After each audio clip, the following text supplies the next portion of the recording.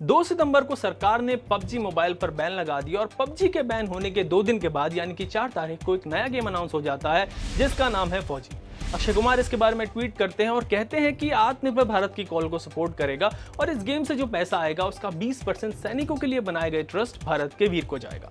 साथ ही कहते हैं कि इस गेम से लोग एंटरटेन तो होंगे ही, इंडियन सोल्जर्स के सैक्रिफाइसेस के बारे में भी जानेंगे। मतलब नए गेम का अनाउंसमेंट तो ऐसे हुआ कि जैसे बस पबजी के बैन होने का इंतजार हो रहा था। वेल, इंतजार था या नहीं था, दैट्स अ डिफरेंट इशू। लेकिन आज के इस टेक टॉक वीडियो में मैं आपसे बात करूंगा पबजी के ही इस ऑल्टरनेटिव गेम फौजी की। बताऊंगा कि ये गेम कैसा है, साथ ही इस गेम पर कुछ सवाल भी उठ रहे हैं, जैसे कि कहा जा रहा है कि इसमें कुछ एलिमेंट्स हैं जो कॉपी किए गए हैं। इसके अनाउंसमेंट की टाइमिंग्स पर भी कुछ सवाल हैं, तो इन सब सवालों के जवाब भी इस वीडियो में तलाशने की कोशिश करेंगे। सबसे पहले जानते हैं कि ये नया गेम फौजी कैसा है, इसको कौन डेवलप करेगा और ये कब लॉन्च होगा। तो फौजी का मतलब है फियरलेस एंड यूनाइटेड गार्ड्स। इसका नाम FAUG यानी फौजी ही क्यों रखा गया, तो शायद इसकी वजह है कि हमें हर चीज कॉपी करने की आदत सी हो गई है। वो पबजी है तो हम फौजी रखेंगे। वेल, इस पर आगे बात करूंगा, अभी फौजी के बारे में बात करते हैं। तो इस गेम को डेवलप करेगी एक Bengaluru based firm encore games और इसको अगले महीने यानी कि अक्टूबर तक रिलीज किया जा सकता है। अकॉर्डिंग टू रिपोर्ट्स ये एक शूटिंग गेम होगा जिसमें आप एनिमीज को ट्रेस करके उनसे फाइट करेंगे। मल्टीप्लेयर गेम होगा जिसमें 5 प्लेयर्स एक साथ खेल सकेंगे। मतलब जैसा हर शूटिंग गेम में होता है यहाँ पर भी बिल्कुल वैसे ही होगा। एनकोर गेम्स फौजी को तो डेवलप करेंगे, पर इसका जो कॉन्सेप्ट है वो अक्षय कुमार का है और ये उन्हीं की मेंटरशिप में बनाया जाएगा। सो इस वक्त देश में आत्मनिर्भर बनने की बात चल रही है और इसी सिलसिले में देश को अपना पबजी का मेड इन इंडिया ऑल्टरनेटिव भी मिलने वाला है। Overall it's a great news, ऐसा होना चाहिए। लेकिन बात सिर्फ इतनी सी नहीं है, यहाँ पर कुछ सवाल भी हैं, कुछ पॉइंट्स हैं जिनको हमें समझने की जरूरत है। फॉर एग्जाम्पल, कल आपने एक नया गेम अनाउंस किया which we must appreciate you for, लेकिन इसका अनाउंसमेंट होता है पबजी के बैन होने के बाद। ऐसा क्यों? अगर आप इसे पबजी के सामने अनाउंस करते तो ज्यादा बेहतर रहता। मतलब अगर आप एक अच्छा प्रोडक्ट मार्केट में लेके आ रहे हैं तो let it compete with other products. लोगों के पास जब ऑप्शंस होते हैं और उन ऑप्शन के बीच अगर वो आपका प्रोडक्ट चूज करते हैं, वो ज्यादा बेहतर होता है, वो ज्यादा अच्छी बात होती है। पर आप नया गेम अनाउंस करते हैं पबजी के बैन होने के बाद, तो क्या कहीं ये डर था कि ये गेम पबजी से कम्पीट नहीं कर पाएगा और लोग इसको इग्नोर कर देंगे?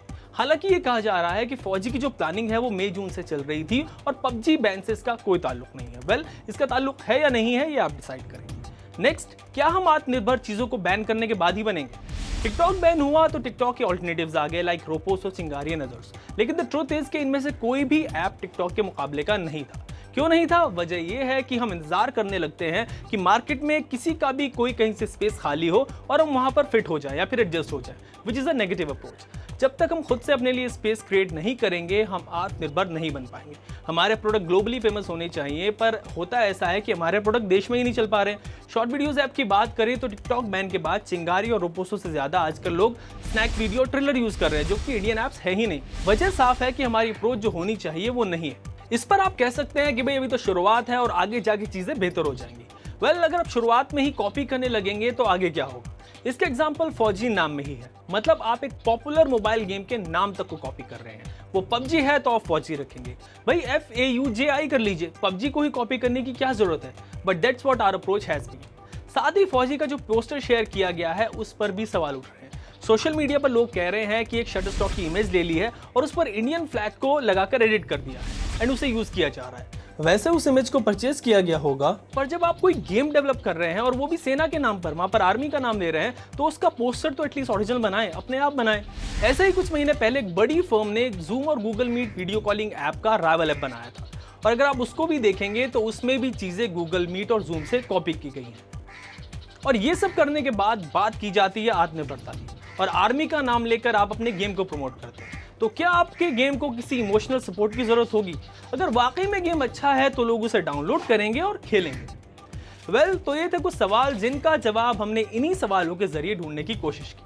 टिकटॉक, पबजी और दूसरे चाइनीज ऐप हमारा और आपका डेटा चुरा रहे थे और उनका बैन होना हमारे और आपके लिए बेहतर है क्योंकि वो देश की सुरक्षा के लिए खतरा थे। लेकिन जब बात आत्मनिर्भर भारत की हो तो हमें ऐसे प्रोडक्ट्स मार्केट में लाने चाहिए जो दूसरों से बेहतर हो, मार्केट में कम्पीट कर सके और मोस्ट इंपॉर्टेंटली वो ओरिजिनल हो। आपकी इस पूरे सिनेरियो पर क्या राय है ये आप मुझे हमारे कमेंट सेक्शन में जरूर बताएं और लेटेस्ट टेक रिलेटेड वीडियोस के लिए देखते रहें टेक टॉक। ABP न्यूज आपको रखे आगे।